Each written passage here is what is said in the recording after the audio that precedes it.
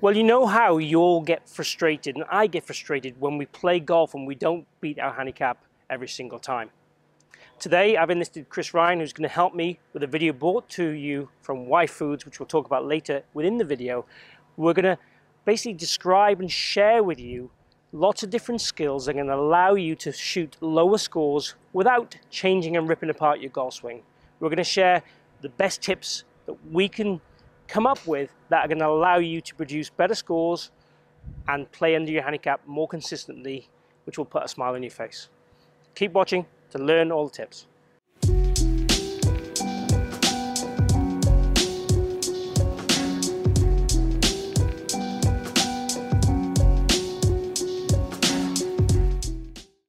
Okay, so we're here on the range. Now it's vital that you warm up in some capacity before you play. From a technical point of view, from a mental point of view also. And physically what we're trying to do is avoid injuries. The research shows that if you do some form of physical warm-up before you play, you hit better shots and you avoid injury and you actually hit longer shots. So what Chris is doing here now is working through the bag. He's starting with the smallest club, his wedge, or a sand wedge if you like, and he's starting with smaller swings. Then he's changing club every 2 balls. So he's going from a kind of sand iron club to like a short iron club, then he'll go to a longer iron club and probably finish with a few woods. Now lots of you might be saying, well, there's no range at my golf club. There's only a practice ground, or there's no practice ground at my golf club. So a net is just as good to do these things. We're not really looking at the outcome of the shots. If Chris was hitting shots today with a fade, which would be unusual for him, what we would say to him is go with that fade for that round. Play with what you've got, accept what you've got. Don't necessarily try and change your swing before you play. Certainly try and establish some fields if that's what you're working on with your coach for sure, but it's more about accepting the ball flight you've got and getting a level of confidence to take to the golf course. If you haven't got a net, then what we'd advise is a dynamic warm-up. So things like lunges with rotations with the golf clubs, things that just get your body moving. So a bit like what you'd see footballers do pre-game, you know, just doing some crab walks and things like that. It'll just get you moving. From a mental point of view, it's always good to probably look at a scorecard, look at a course planner, or look at some videos of the golf course before you play. So like a YouTube review or even some pictures of certain holes, just to get your brain visualizing certain shots and the kind of shots that the course requires. So if you need an iron off the first tee or a driver off the first tee or a rescue club, it'll start to get you thinking the right way. After you finished at the range, a couple of short shots on the short game area would be ideal, a couple of chips, a couple of bunker shots, and probably finish off then with some putts.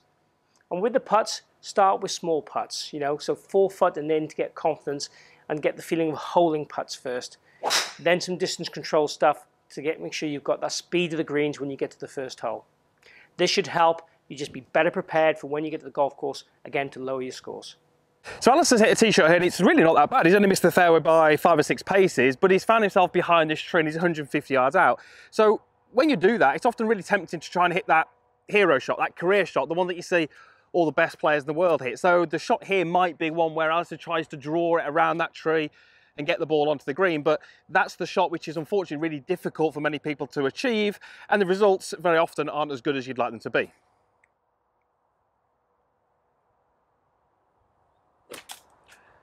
So that ball's gone straight into the tree, and really from there the ball can go anywhere. It can ricochet backwards or left into the long rough, and that's really where it's really easy to rack up those high numbers. So I really want you to go with the rule of 70-30. If you don't feel like you can pull the shot off 70% of the time, I don't want you to attempt it. I want you to try and play safe.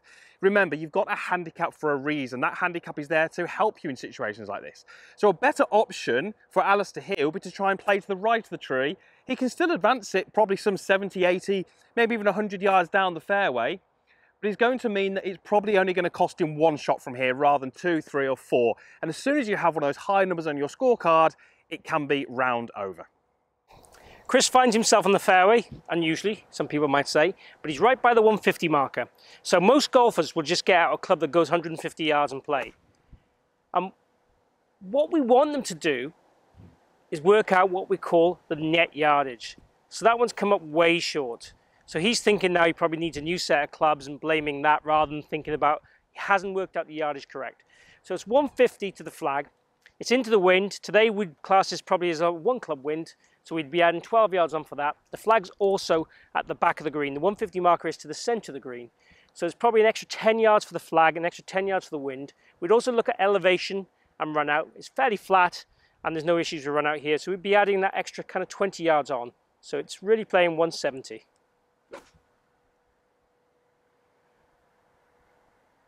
Nice looking shot there, just the right half of the green, with a much better club.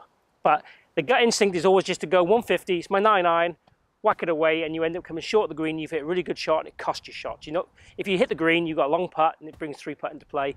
So we need to get the yardage worked out correctly to maximize our opportunities. So this next tip is all about appreciating that every shot counts and a shot on the green is worth the same as a tee shot. And often when you lag a putt up like Alistair's done here, he'll often say to his playing partners, I'll go ahead and finish, and he misses. So we need to make sure that we are fully focused and fully concentrated on all of our shots. So from that situation, Alistair really needs to mark his ball. He needs to treat it like any other shot and give it his full attention. Maybe even wait for his playing partners to hit their putts before it's his turn. He'll then, as you see here, go through his full routine. He's lined the ball up. And by going through his full process, he's going to give himself a much better chance of holing this putt. And that in turn is going to help him keep his score going and avoid those bogeys, double bogeys, or even worse, triple bogeys from your scorecard. So this tip, we're going to focus on concentration. What tends to happen with a lot of golfers when I watch them play is they tend to fade during the round. They tend to start well and finish poorly, and they look tired. So what most golfers do, and I make this mistake myself, is we don't pack enough food or hydration to keep our concentration levels high as we play. The ideal scenario is we should be eating every 4 to 5 holes during a round. We need to consume quite a lot of food to keep our concentration high. And hydration wise, we need to drink about 2 liters of water on a normal temperature day. So basically, a sip of water every hole and ideally grazing food throughout the round. Now, myself, I hate preparing food the night before, and I hate using cutlery and having pre-packed boxes in my bag to eat during the round. So I've teamed up with YFood. They provide these great meal replacement drinks or shakes. And I like shakes, so this is really great for me. So this is easy to prepare, easy to carry in a golf bag, and easy to consume. What I do with this is eat, or drink it rather, every 4 or 5 holes. So I'll take a few gulps every 4 or 5 holes. I'll sometimes go through 2 of these in a round of golf to keep my energy levels high, my concentration levels high, and I'll supplement that also with water to keep the hydration side of things right. But these drinks are extremely healthy. It's a deal for what we want to prescribe for you on the golf course in terms of nutrition, because we don't get high spikes in sugar, high GI levels, which is not good. We want a slow GI release during the round that keeps your concentration high. So give these drinks a try from YFood, come in various flavors, and it tastes great. So we see this far too often. We're on the 17th hole, starting to get tired mentally and physically. You've come off a poor 16th hole. You just go through a really poor process, no major routine, and then you start hitting poor golf shots. It's massively important that you try and have a process that lasts the whole round, that lasts every shot. The process that we would recommend would involve a few key pieces. One would be visualizing the shot by standing behind, imagining the ball flight that you're going to hit. A rehearsal of your swing, telling your brain what you want your body to do throughout the hit.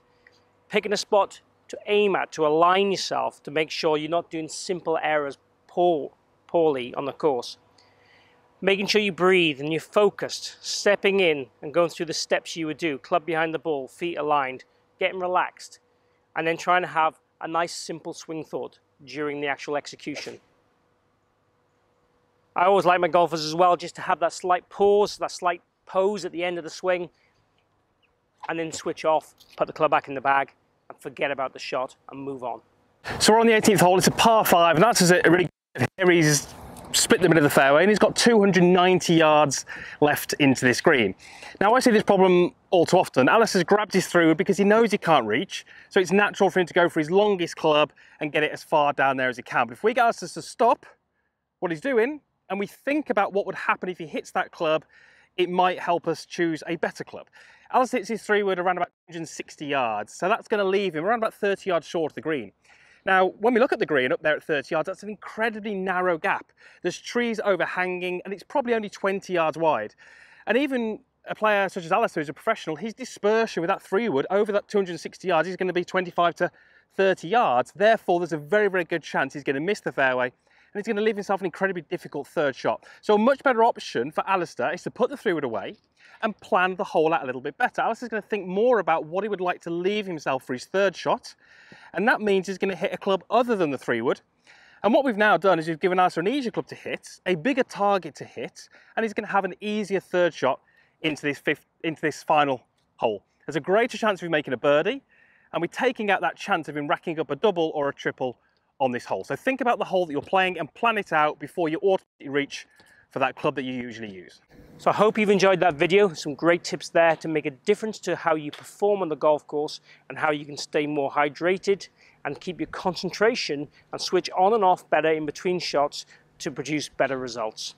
If you have enjoyed the video, please click like and share the video. Also, if you haven't already followed me or subscribed, hit my logo down this bottom corner. Would love to have you on board the channel to help improve your golf and lower your scores for the future. Thank you for joining me here today at the Forest of Arden. See you again here soon.